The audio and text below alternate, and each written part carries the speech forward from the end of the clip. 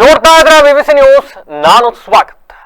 ಹಾಸನ ನಗರಸಭೆಯನ್ನ ನಗರ ಪಾಲಿಕೆಯನ್ನಾಗಿಸಬೇಕು ಅನ್ನೋದು ಒಂದು ಪ್ರಸ್ತಾವನೆ ಇತ್ತು.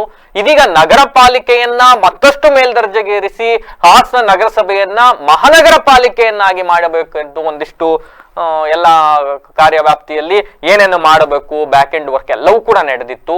ಆದರೆ ದಶಕಗಳ ಕನಸು ಇದೀಗ ನನಸಾಗುವ ಕಾಲ ಸನ್ನಿಹಿತವಾಗಿದೆ ಅನ್ನೋದಕ್ಕೆ ಇತ್ತೀಚೆಗಷ್ಟೇ ಹಾಸನಕ್ಕೆ ಸಿದ್ದರಾಮಯ್ಯ ಅವರು ದೀಪಾವಳಿ ಸಂದರ್ಭದಲ್ಲಿ ಬಂದ ಸಂದರ್ಭದಲ್ಲಿ ಘೋಷಣೆ ಮಾಡಿದ್ರು.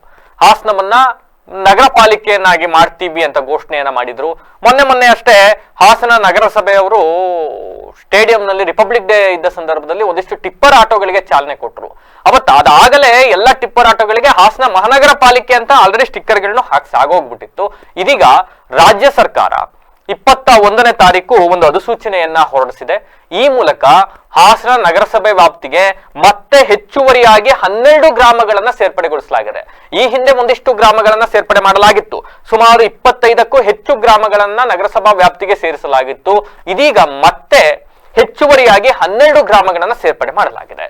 ಯಾವ್ಯಾವ ಗ್ರಾಮ ಯಾಕೆ ಸೇರ್ಪಡೆ ಮಾಡಲಾಗಿದೆ ಅನ್ನೋದನ್ನ ನೋಡ್ತಾ ಹೋದ್ರೆ, ಹಾಸನ ನಗರಸಭೆಯನ್ನ ಮೇಲ್ದರ್ಜೆಗೇರಿಸಿ ಮಹಾನಗರ ಪಾಲಿಕೆಯನ್ನ ಮಾಡಬೇಕು ಅಂತಕ್ಕಂಥ ನಿಟ್ಟಿನಲ್ಲಿ ಒಟ್ಟು ಅದರಲ್ಲಿ ಒಂದಿಷ್ಟು ರೂಲ್ಸ್ ಅಂಡ್ ರೆಗ್ಯುಲೇಷನ್ಸ್ ಗಳಿರುತ್ತೆ, ಟರ್ಮ್ಸ್ ಅಂಡ್ ಕಂಡೀಷನ್ಸ್ ಇರುತ್ತೆ. ಒಂದು ನಗರ ಪಾಲಿಕೆಯನ್ನ ಮಹಾನಗರ ಪಾಲಿಕೆಯನ್ನಾಗಿ ಮಾಡಬೇಕು ಅಂತ ಹೊರಟಾಗ ಅದರಲ್ಲಿ ಏನೇನೆಲ್ಲ ಇರಬೇಕು ಅಂತ ನೋಡ್ತಾ ಹೋದಾಗ, ಜನಸಂಖ್ಯೆ 3 ಲಕ್ಷಕ್ಕಿಂತ ಕಡಿಮೆ ಇರಬಾರದು ಅಂತಕ್ಕಂಥದ್ದು, ಜನಸಂಖ್ಯೆ ಸಾಂದ್ರತೆಯು 1 ಚದರ ಕಿಲೋಮೀಟರ್ ಪ್ರದೇಶಕ್ಕೆ ಸುಮಾರು 3000ಕ್ಕಿಂತ ಕಡಿಮೆ ಇರಬಾರದು ಅಂತಕ್ಕಂಥದ್ದು. ಹೀಗೆ ಒಂದಿಷ್ಟು ಟರ್ಮ್ಸ್ ಅಂಡ್ ಕಂಡೀಷನ್ಸ್ ಇದೆ. ಅದರ ಪ್ರಕಾರ ನೋಡ್ತಾ ಹೋದ್ರೆ ಹಾಸನ ನಗರಸಭಾ ವ್ಯಾಪ್ತಿಯಲ್ಲಿ 35 ವಾರ್ಡ್ಗಳಿದ್ದಾವೆ. 35 ವಾರ್ಡ್ಗಳನ್ನ ಟೋಟಲ್ ಜನಸಂಖ್ಯೆಯನ್ನ ನೋಡ್ತಾ ಹೋದ್ರೆ 1.60 ಲಕ್ಷ, 1,60,000 ಜನಗಳು ಮಾತ್ರ ಕಾಣಿಸ್ತಾ ಇದ್ರು. ಈ ಹಿನ್ನೆಲೆಯಲ್ಲಿ ಹೆಚ್ಚುವರಿಯಾಗಿ ಹಾಸನ ನಗರಸಭೆ ವ್ಯಾಪ್ತಿಯ ಸುತ್ತಮುತ್ತ ಇದ್ದಂತ ಗ್ರಾಮ ಪಂಚಾಯಿತಿಗಳೆಲ್ಲವನ್ನು ಕೂಡ ಸೇರಿಸಿ ಒಗ್ಗೂಡಿಸಿ 25 ಗ್ರಾಮಗಳನ್ನ ಸೇರಿಸಿ ಪ್ರಸ್ತಾವನೆಯನ್ನ ಸಲ್ಲಿಸಿದ್ರು. ಆದ್ರೆ ಅಲ್ಲೇನಾಯ್ತು ಅಂತ ಅಂದ್ರೆ ಇನ್ನೂ 14,000 ಜನರ ಒಂದು ಶಾರ್ಟೇಜ್ ಆಯ್ತು. ಇನ್ನೂ 14,000 ಜನ ಬೇಕಾಗಿತ್ತು ಮಹಾನಗರ ಪಾಲಿಕೆಯ ಟರ್ಮ್ಸ್ ಅಂಡ್ ಕಂಡೀಷನ್ಸ್ ಅಡಿಗೆ ಹಾಸನ ನಗರಸಭೆ ಬರಬೇಕು ಅಂತ ಹೊರಟ್ರೆ. ಹೀಗಾಗಿ ಮತ್ತೆ ಹೆಚ್ಚುವರಿಯಾಗಿ 12 ಗ್ರಾಮಗಳನ್ನ ಸೇರ್ಪಡೆ ಮಾಡಿಕೊಳ್ಳಲಾಗಿದೆ. ಮತ್ತೆ 25ರೊಟ್ಟಿಗೆ 12 ಗ್ರಾಮಗಳು ಸೇರ್ಪಡೆಯಾಗಿದ್ದಾವೆ. ಯಾವ್ಯಾವ ಗ್ರಾಮಗಳು ಸೇರ್ಪಡೆಯಾಗಿದೆ? ಹಾಸನ ನಗರಸಭೆ ಮಹಾನಗರ ಪಾಲಿಕೆ ಆಗ್ತಕ್ಕಂಥ ನಿಟ್ಟಿನಲ್ಲಿ ಹೆಚ್ಚುವರಿಯಾಗಿ ಸೇರ್ಪಡೆಗೊಂಡ 12 ಗ್ರಾಮಗಳು ಯಾವ್ಯಾವುದು ಅಂತ ನೋಡ್ತಾ ಹೋದ್ರೆ, ತಟ್ಟೆಕೆರೆ ಗ್ರಾಮ ಪಂಚಾಯಿತಿಯ ವ್ಯಾಪ್ತಿಯಲ್ಲಿ ಬರ್ತಕ್ಕಂಥ ಹುಲ್ಲೇನಹಳ್ಳಿ, ತಟ್ಟೆಕೆರೆ, ತಟ್ಟೆಕೆರೆ, ಹನುಮಂತಪುರ ಗ್ರಾಮ ಪಂಚಾಯಿತಿಯ ಕೊಕ್ಕನಘಟ್ಟ, ಭುವನಹಳ್ಳಿ ಗ್ರಾಮ ಪಂಚಾಯಿತಿ ವ್ಯಾಪ್ತಿಯಲ್ಲಿ ಬರ್ತಕ್ಕಂಥ ಬುಸ್ತೇನಹಳ್ಳಿ, ಕಸ್ತೂರವಳ್ಳಿ, ದೊಡ್ಡಪುರ, ಉದ್ದೂರು, ಕೆಂಚಟ್ಟಹಳ್ಳಿ, ಗೇಕ್ರವಳ್ಳಿ, ಸಮುದ್ರವಳ್ಳಿ ಸೇರಿದಂತೆ ಸುತ್ತಮುತ್ತಲ ಪ್ರದೇಶಗಳನ್ನ ಈಗ ತೆಗೆದುಕೊಳ್ಳಲಾಗಿದೆ. ಈ ಮೂಲಕ ಈ 12 ಗ್ರಾಮಗಳನ್ನು ತೆಗೆದುಕೊಂಡ್ರೆ 14,478 ಜನಸಂಖ್ಯೆ ಸದ್ಯದ ಮಟ್ಟದಲ್ಲಿ ಇದೆ. ಅಲ್ಲಿ 14,478. ನಮಗೆ ಶಾರ್ಟ್ ಲಿಸ್ಟ್ ಬೇಕಾಗಿದ್ದು 14,000.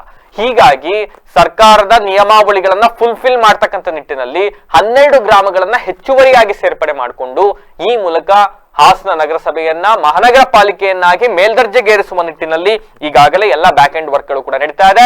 ರಾಜ್ಯ ಸರ್ಕಾರವು ಕೂಡ ರಾಜ್ಯ ಪತ್ರದಲ್ಲಿ ಈಗ ಆಲ್ರೆಡಿ ಘೋಷಣೆಯನ್ನ ಮಾಡಿದೆ. ಅವರು ಆಲ್ರೆಡಿ ಮಹಾನಗರ ಪಾಲಿಕೆ ಅಂತಾನೆ ಹೇಳಿದ್ದಾರೆ. ಬಟ್ ಅದಕ್ಕೆ ಅಧಿಸೂಚನೆ ಹೊರಡಿಸಿ 30 ದಿನಗಳ ಕಾಲಾವಕಾಶ ಇರುತ್ತೆ ಸಲಹೆ ಅಥವಾ ಆಕ್ಷೇಪಣೆಗಳನ್ನು ಸಲ್ಲಿಸಲಿಕ್ಕೆ. ಸಲಹೆ ಏನ್ ಮಾಡಬಹುದು ಅನ್ನೋದು ಅಥವಾ ಆಕ್ಷೇಪಣೆ ಸಲ್ಲಿಸೋದಾದ್ರೆ, ಇಲ್ಲ ಸರ್ ಇವ್ರು ಕೊಟ್ಟಿರೋ ತಪ್ಪಿದೆ, ಇಷ್ಟು ವ್ಯಾಪ್ತಿಯಲ್ಲಿ ಇಷ್ಟು ಜನ ಇಲ್ಲ, ಕೊಟ್ಟರು ಲೆಕ್ಕಾಚಾರ ಸರಿ ಇಲ್ಲ, ಅಥವಾ ಜನಸಂಖ್ಯೆ ಸಾಂದ್ರತೆ 1 ಚದರ ಕಿಲೋಮೀಟರ್ಗೆ 3,000 ಜನ ಇರಬೇಕು, ನೀವು ಸುತ್ತಮುತ್ತ ಇರೋ ಗ್ರಾಮ ಪಂಚಾಯತಿ ವ್ಯಾಪ್ತಿ ಎಲ್ಲ ಸೇರಿಸ್ಕೊಂಡ್ಬಿಟ್ರೆ ಆಗೋದಿಲ್ಲ, 1 ಚದರ ಕಿಲೋಮೀಟರ್ ವ್ಯಾಪ್ತಿಯಲ್ಲಿ ನೀವು ಜನರ ಸಾಂದ್ರತೆಯನ್ನ ನೋಡಿದಾಗ 3,000 ಜನ ಇರಬೇಕು. ಇವೆಲ್ಲವನ್ನ ಆಕ್ಷೇಪಣೆ ಸಲ್ಲಿಸಿಗೂ ಕೂಡ ಅವಕಾಶವಿದೆ 30 ದಿನಗಳ ಕಾಲ. ಈಗ ಆಲ್ರೆಡಿ 21ನೇ ತಾರೀಕು ಇದನ್ನ ಅಧಿಸೂಚನೆಯನ್ನ ಹೊರಡಿಸಿದ್ದಾರೆ. ಅಂತೆಯೇ ಕಾರ್ಯವ್ಯಾಪ್ತಿಗಳು ನಡೀತಾ ಇದೆ. ಜನ ಅನ್ಕೊಂಬಹುದು, ಏನ್ ಸಾರ್ ಪ್ರಯೋಜನ? ಹಾಸನ ನಗರಸಭೆ ಹಾಗೆ ಇತ್ತು, ಮಹಾನಗರ ಪಾಲಿಕೆ ಆದ್ರೆ ಏನ್ ಪ್ರಯೋಜನ? ನಗರಸಭೆಯವರೇ ಸರಿಯಾಗಿ ಕೆಲಸ ಮಾಡ್ತಿರ್ಲಿಲ್ಲ, ನಗರಸಭೆಯಲ್ಲಿ ಕೆಲಸ ಮಾಡಕ್ಕೆ ಸರಿಯಾದ ಇಂಜಿನಿಯರ್ಗಳಿಲ್ಲ, ನಗರಸಭೆ ವ್ಯಾಪ್ತಿಯಲ್ಲೇ ಸರಿಯಾದ ಕಾರ್ಯ ಚಟುವಟಿಕೆಗಳು ನಡೀತಾ ಇಲ್ಲ, ಇನ್ ಈ ಜನ ಇಟ್ಕೊಂಡು ಮಹಾನಗರ ಪಾಲಿಕೆ ಮಾಡ್ಕೊಂಡು ಏನ್ ಮಾಡಕ್ ಹೊರಡ್ತೀರಿ ಸಾರ್ ಅಂತ ಜನ ಕೇಳ್ತಾ ಹೋದ್ರೆ, ನೋ. ಏನಾಗುತ್ತೆ, ರಾಜ್ಯ ಸರ್ಕಾರ ಪ್ರದೇಶ ವ್ಯಾಪ್ತಿ ಅನುದಾನಗಳನ್ನ ಬಿಡುಗಡೆ ಮಾಡಕ್ ಹೊರಟ ಸಂದರ್ಭದಲ್ಲಿ ನಗರಸಭೆ ಆದ್ರೆ ಇಷ್ಟ ಅನುದಾನ, ನಗರ ಪ್ರಾಧಿಕಾರ ಆದ್ರೆ ಇಷ್ಟ ಅನುದಾನ, ಮಹಾನಗರ ಪಾಲಿಕೆ ಆದ್ರೆ ಇಷ್ಟ ಅನುದಾನ, ಹೀಗೆ ಹಾಸನ ಮಹಾನಗರ ಪಾಲಿಕೆಯಾಗಿ ಬದಲಾದ್ರೆ ಹಾಸನಕ್ಕೆ ಅಭಿವೃದ್ಧಿಯನ್ನ ಹೆಚ್ಚು ಮಾಡಬಹುದು ಅಂತಕ್ಕಂಥ ನಿಟ್ಟಿನಲ್ಲಿ, ಅಂತಂದ್ರೆ ಬರ್ತಕ್ಕಂಥ ಅನುದಾನ ದುಪ್ಪಟ್ಟಾಗ್ತಾ ಹೋಗುತ್ತೆ. ಹೀಗಾಗಿ ಅಭಿವೃದ್ಧಿಗೆ ಅನುದಾನದ ಕೊರತೆ ಎದುರಾಗದಿಲ್ಲವೇನೋ ಅನ್ನೋದು ಒಂದಿಷ್ಟು ಆಲೋಚನೆ.